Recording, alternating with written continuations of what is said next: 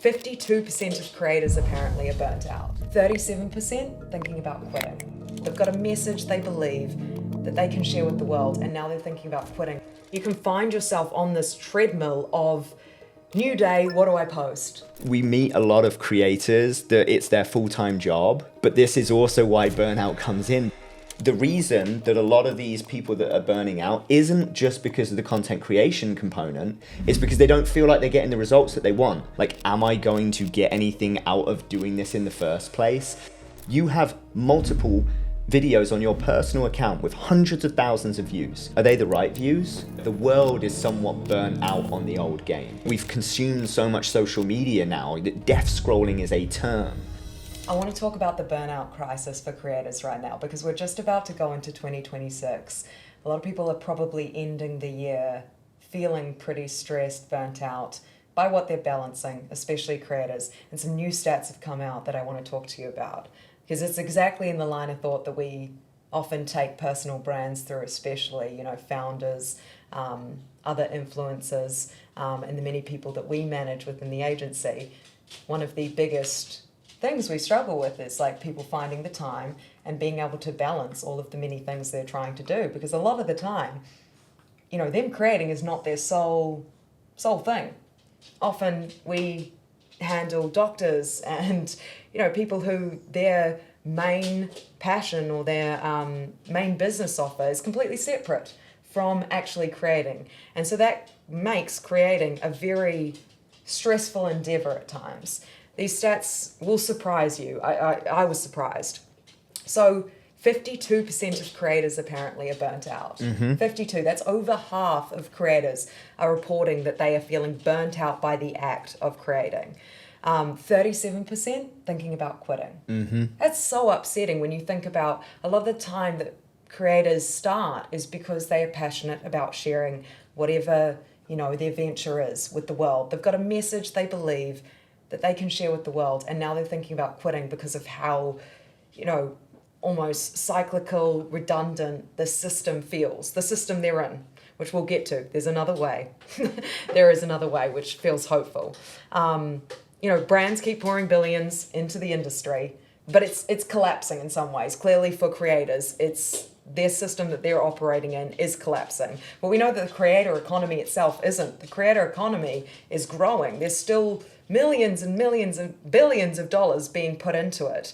But why are creators still landing in the same place emotionally with it? And I know you've felt this way too, in the sense that you create your own content and you know that as much as we can, build these systems that are strategic and make sure you have this foundation to your content, there is also the human side to it. Absolutely. Of you overcoming barriers to creating content, the resistance to creating content. And if you have to overcome those new barriers in the same way every time, that's very tiring. So it's not surprising that 52% of creators are burnt out. There's more here in terms of financial instability. 55% feel unstable. And that's probably a lot of creators that it is their sole thing. They're trying to make it their vocation. Creative fatigue, 40% feel it. I'm sure that goes for both those that are solely within the creator industry and those that are trying to make it part of their revenue stream or trying to bring audiences into their main business. You can imagine thinking about 1,000,001 content ideas in addition to what you already do is tough. Yeah, I mean, there's a few things that jump out here. That first of all, the stats are alarming, right? Number one, because they're big. These are big numbers. At the same time, for those of us that are in the industry, it's somewhat unsurprising at the same time, which is kind of the sad part of this. But let's dissect this, because I think part of it also is the opportunity within it, which we'll get to obviously within the conversation. But I think you're looking at fatigue, you're looking at workload, you're looking at burnout fundamentally, instability you mentioned, arguably financial, but I think there's other forms of instability that probably play into it as well. Like, am I going to get anything out of doing this in the first place? I'm 6 months in and I didn't book a brand deal, or I'm 6 months in and my business metrics haven't actually changed. You keep going down that lane. And I think fundamentally it plays into the opportunity, and the timing couldn't be better, because coming into 2026, we're seeing a lot of key shifts. And I think bringing the conversation for what those shifts could be, what they could mean for these creators to start to dig them out of these burnout ruts, is hopefully going to bring a lot of value, to be honest. And everyone goes into the new year thinking, okay, how can I better spend my energy and time? We all do that. Like, we're humans. We've only got finite resources, no matter what you do. And so I think it's such a natural conversation to have as to how you're going to better preserve that energy, and also make sure that it compounds, which we're going to go into the various ways that you can actually ensure you're not starting a new system every time. Because I honestly feel for creators. Like I said, we create content ourselves. We manage a lot of people who are also creating content, whether we're coming to shoot with them or they're shooting with themselves. And you can find yourself on this treadmill of new day, what do I post? The problem, and of course the problem with that is that every time you sit down and look at it like that, and the sad thing is that a lot of creators are still in that mode. We hear it every day.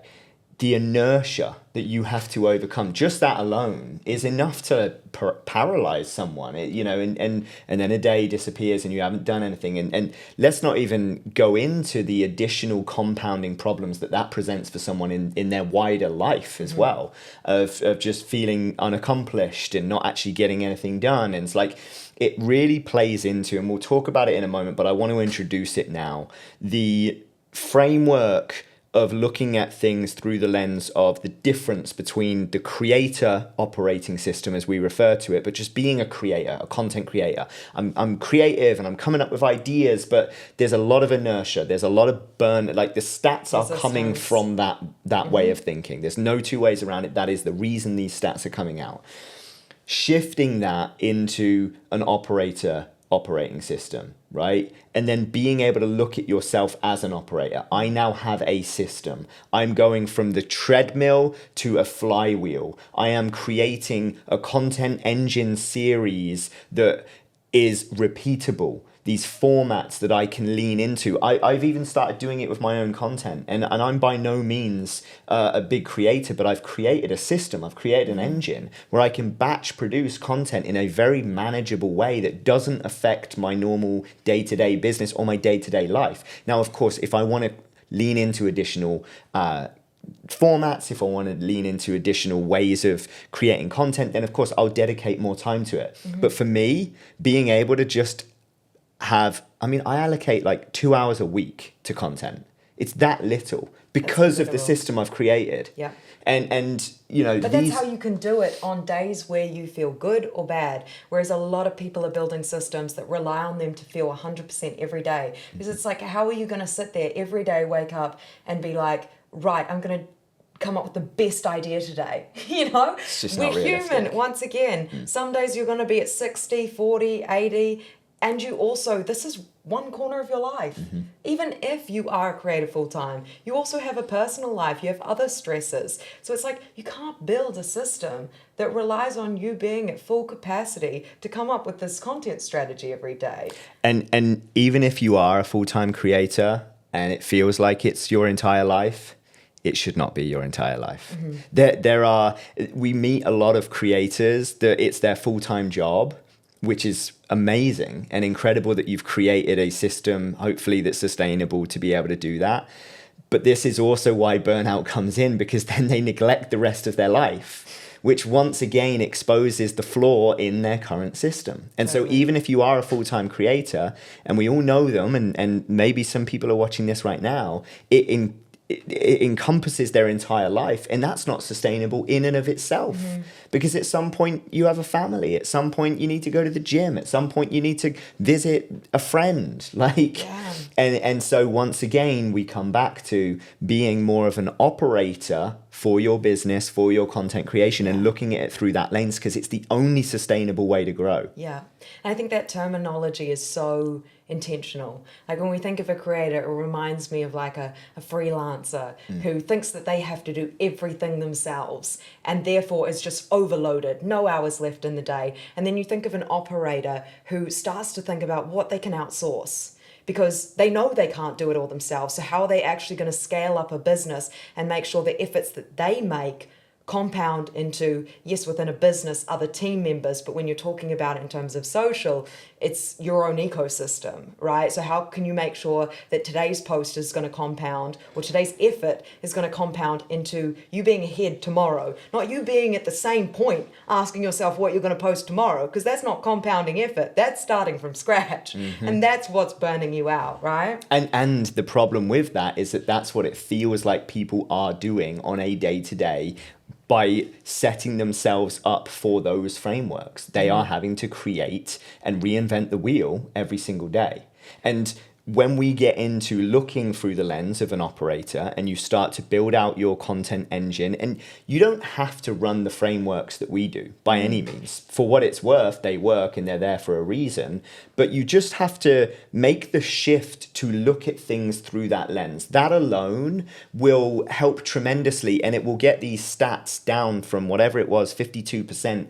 Exponentially overnight, because straight away you just need to start looking at content creation through that operator lens. And it's exactly as you just said, you're now thinking of ways to outsource things. You're now, and I'm not just talking about hiring people, I'm also thinking about how do you schedule things, how do you time block things, how do you optimize and leverage AI, right? It's the tools are actually very much readily available. We're not talking about having to spend more money. In fact, we may be talking about spending less. We're not talking about spending more time. In fact, we're likely talking about spending less. But it's starting to think of things through a more operational approach with systems that you can then repeat. And there's very many ways that can be done creatively. I do want to just kind of go into this real quickly. It will take us into some of our frameworks, but it's also I think it's easy to fall into the trap of saying, oh, well, it's okay if you're a podcaster. Sure, you've got your 1-10-30 framework, if you will, where you do one big podcast and then you get your 10 cut downs from that podcast and then you get your 30 carousels and, you know, X threads, all of it. 100%. And that's fair. But this framework can absolutely be done on any type of format, whether it's a man on the street format that you batch the content so that you're not going out and doing man in the street with one person going back home and no, get 20 of them, right? Like change your outfit. These are systems. Turning up, it doesn't have to be expensive. Again, this might be you just going out on your own in your car, but take a suitcase, make it look like it was 5 different, there's systematic things that you can do. Build multiple series. We call them signature series, but build multiple series within that man on the street. What are these different conversations that you're having? Again, if you change outfit, that can be a signal that we're actually into a new series now. You could take one man in the street piece of content, you could get a freeze frame from that piece of content, you could run a music B-roll with text on the screen that reveals the 5 things I learned from this crazy dude. Like, creativity is not in question, right? Like we have AI, we have tools, we also just have our own creativity. We can do it on the fly right now in real time. But the reality is what we're really doing is trying to operationalize the entire process so that it becomes manageable, so that you don't find yourself in a situation of burnout. And I promise you, these frameworks, or just looking at it through that lens, applies to any format, to any content style, and through any methodology. But it's starting to just switch the way you approach it. And what I love about this is it obviously tackles the creator burnout, which we're talking about, the emotional side. But the reason that people burn out emotionally, yes, is because it's taxing to show up every day to that level, but also because it's taxing to be drained by the lack of results. And that comes from also starting from scratch. So you're not running an experiment if every day you're starting a new experiment, because there's no A/B testing involved in that, right? So you're changing too many variables that you have no data to go off. So no wonder, once again, you're going, let me test something completely different. and then having no idea what your real content strategy is, what actually works for you. So these things, these series and these compounding formats, yes, they're going to make it easier when it comes to what do I post today? I already know. But they're also going to give your audience reason to come back and to show up again, because it's not just clear to you what you create, it's clear to others what you create. And how do you define the word works? How do you define the word performance?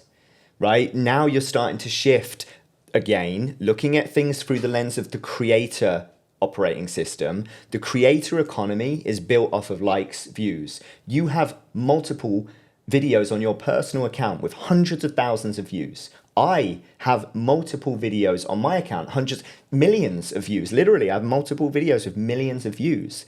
Are they the right views? Mm-hmm. Right? Like, did they convert to what I actually am trying to do? They find a random audience that, yeah. And so once you shift from the creator perspective, the creator operating system, to the operator's operating system, now you're starting to, yes, operationalize, systemize the approach. But to your point, even on the performance side of things, you're also shifting that, or you need to. You need to start looking at things, because then the reason that a lot of these people that are burning out isn't just because of the content creation component, it's because they don't feel like they're getting the results that they want. Why? Because they've been sold this lie from the creator economy that they need to get 1 million views to be relevant. Not true. Not true. Right? The operating system starts to look through the lens of authority. We have multiple clients, and it's not even about us. There are millions of, or at least hundreds of thousands of people out there that have shifted their perspective. They are content creators, but they are running their business, their content creation process through the lens of being an operator, and the performance of what works is being viewed through the lens of performance metrics such as conversions to their business, brand partnerships that they're receiving. And this isn't based on people getting 1 million views every single video. We, just for the record, we manage over 150 talent exclusively in various different categories. So we see brand deals all day, every day. We have booked multiple millions of dollars worth of brand deals at this point. Every single year we do.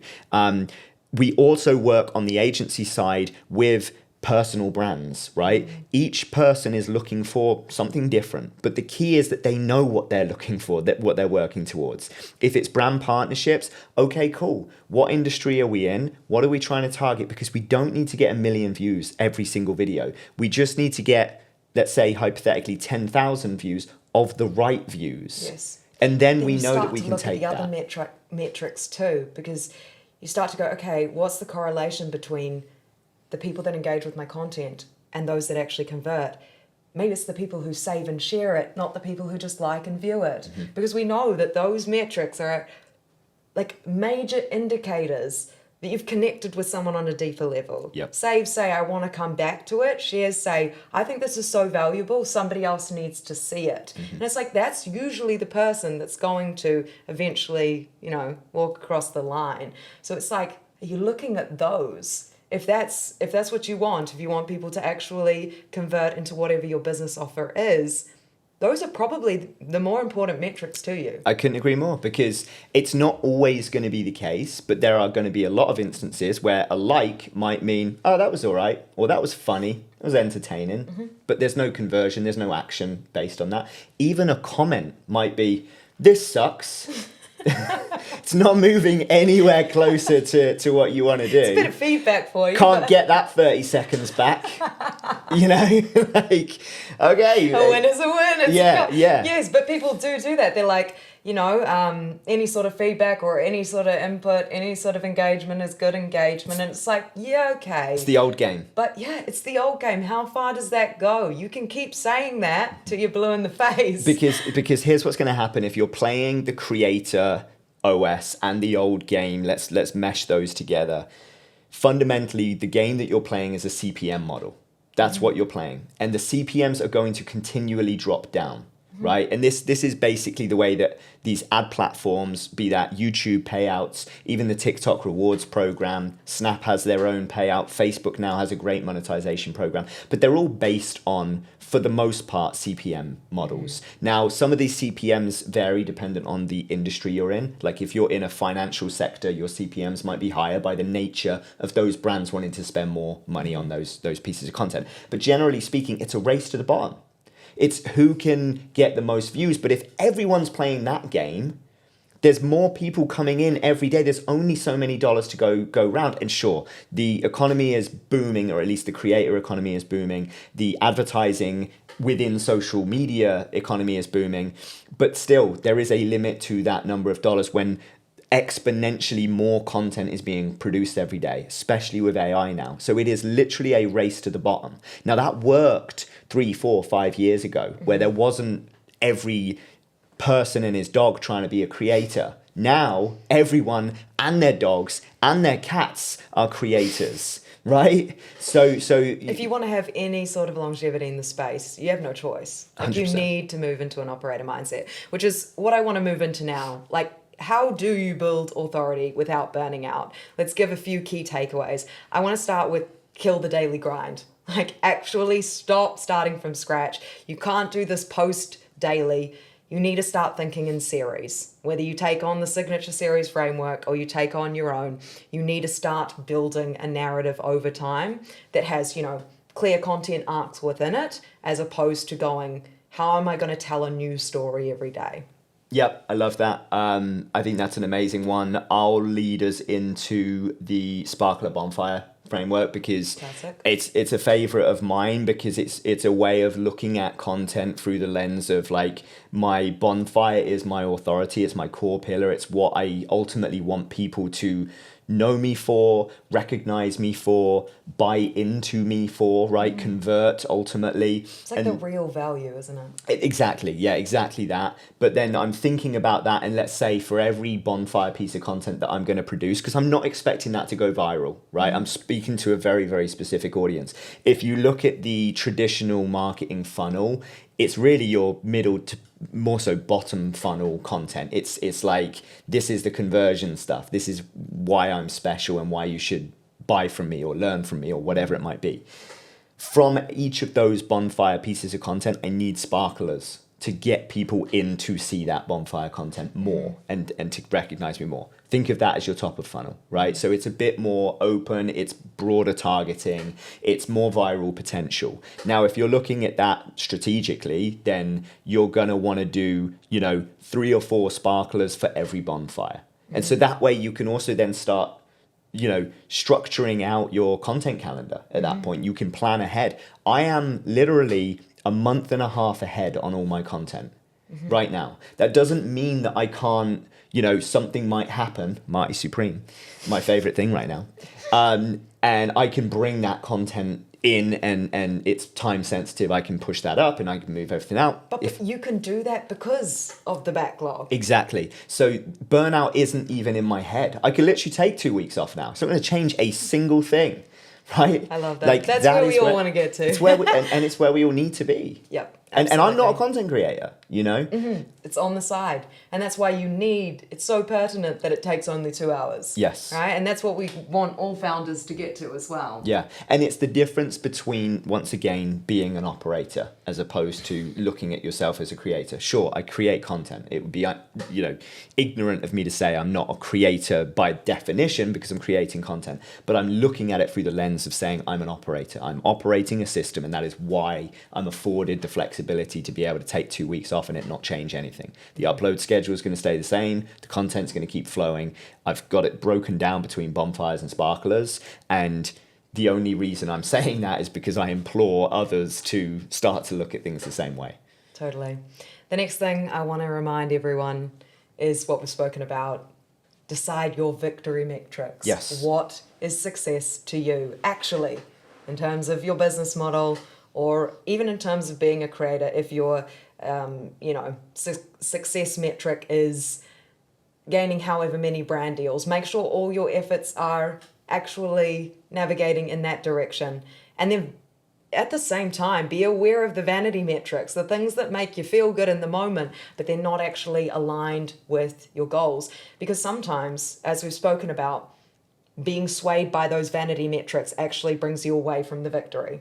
I can speak to this, and I don't mind being vulnerable to it. One of my first viral videos, I believe it's over 1 million views now, was a case study breakdown on EDM DJ duo. They're actually independent DJs, but they perform together a lot.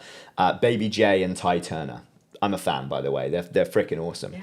So I did a case study breakdown of how they were leveraging social media to pop off and start booking more DJ gigs. And I was like, keep an eye out for these two. You're going to start seeing them everywhere. Sure enough, you have, and they're crushing it, and it's amazing. Every follower that came and still does come from that video is a music fan. And I see it like it's in their titles, right? Like, Tom loves music, like Sally musician. And I'm like, am I about to just like have this influx of people that think I'm a music creator, or that all I do is talk about music?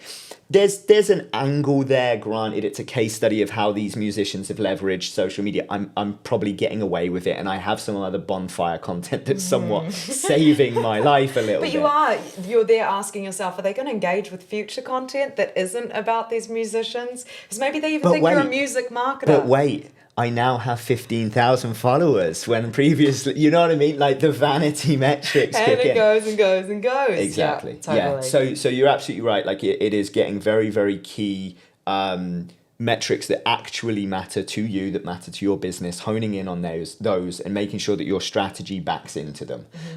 It's a perfect example. Yeah. And the last one I want to say is creating your signature series. The interesting one with this is, we've spoken about a lot, even internally in the agency at the moment. Do I run one series?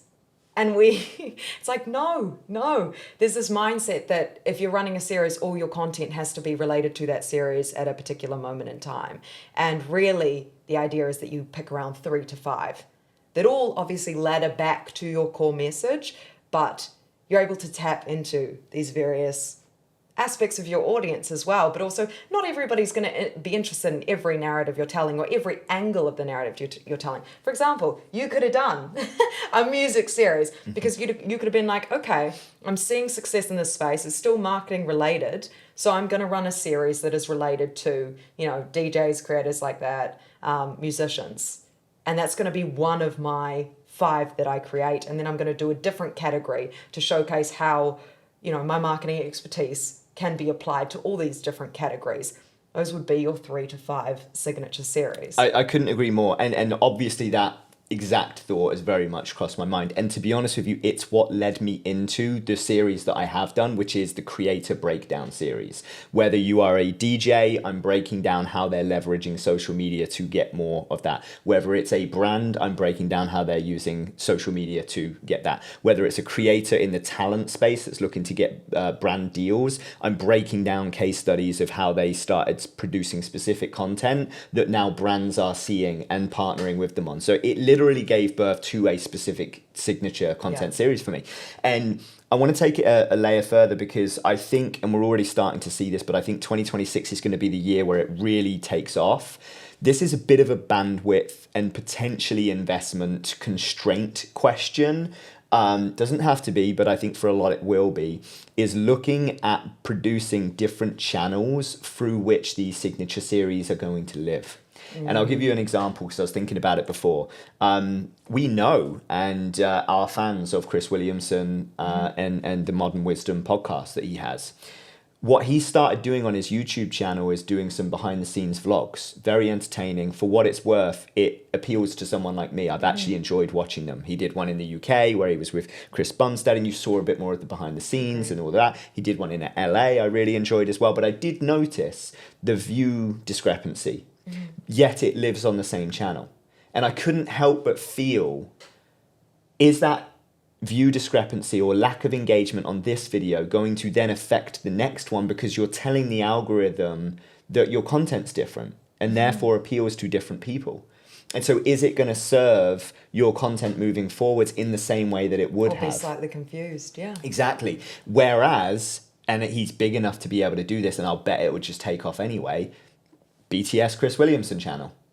Right, and just create a channel for that content series. And I think you're going to see more of it. Some are already. Stephen Bartlett, I'm in the podcast space here, but he's very much done a behind the scenes, behind the diary, exactly. And so I think you're going to start seeing more and more of that, all the way down to like TikTok and Instagram content creators, family creators, where they're doing what we're working with talent on the talent management side, where it's like this channel is going to be dedicated to your family life because you're now having a child and you're getting a home and all that. But you know, Sarah, the 12-year-old kid that watches all your challenge tic-tac-toe and silly stuff and fun challenges, isn't that interested in that. So let's carve that out as its own channel with its own content signature series. So I love the content signature series angle. I agree, 3 to 5 of them. But I think what we're going to start seeing is people actually exploring having each of those series live in their own environments. Yeah. And I think that's so important to note, no matter the size of creator you are, because as you said, it'll often be the big creators that have the bandwidth to do that, but they lead the charge and then the rest has a domino effect. And like we're saying, the through line is there of like the system you create, that even if you are a micro influencer or a smaller creator at the time, you can still take a lot of these through lines and be aware of how these content shifts affect the algorithm, what you're telling the algorithm, what your signature series are compounding to tell the algorithm and tell your audience. So I think overall, the biggest takeaway is that if you want to go into 2026 and you don't want to have potentially another year like 2025, or you don't want to be part of those stats of just flat burning out, you have to start thinking like an operator. And the last thing I was going to add to that is that not only is the timing right, for the fact that I think the world is ready for it, right? The world is somewhat burnt out on the old game, right? We've consumed so much social media now that death scrolling is a term. People aren't even engaging as much. Rage bait was the word of 2025, right? Like, so the world has now also created some level of burnout for this stuff. So what that does is creates opportunity if you look at it through the right lens. And I think the world is ready for what we're talking about in 2026. We're already starting to see it anyway. And for the creators, that's a very exciting opportunity because I refer to it as the TikTokification of these algorithms, but they have all follow suit. So the FYP page of basically being all about what content you engage with is what you get served, as opposed to who you follow is what you get served. That alone has created this opportunity. So your content, your signature series content can very much appeal to audiences that just genuinely want to watch that style of content, where previously you wouldn't have been able to do that because it was only the creators with the big following that could do it because they had the audience.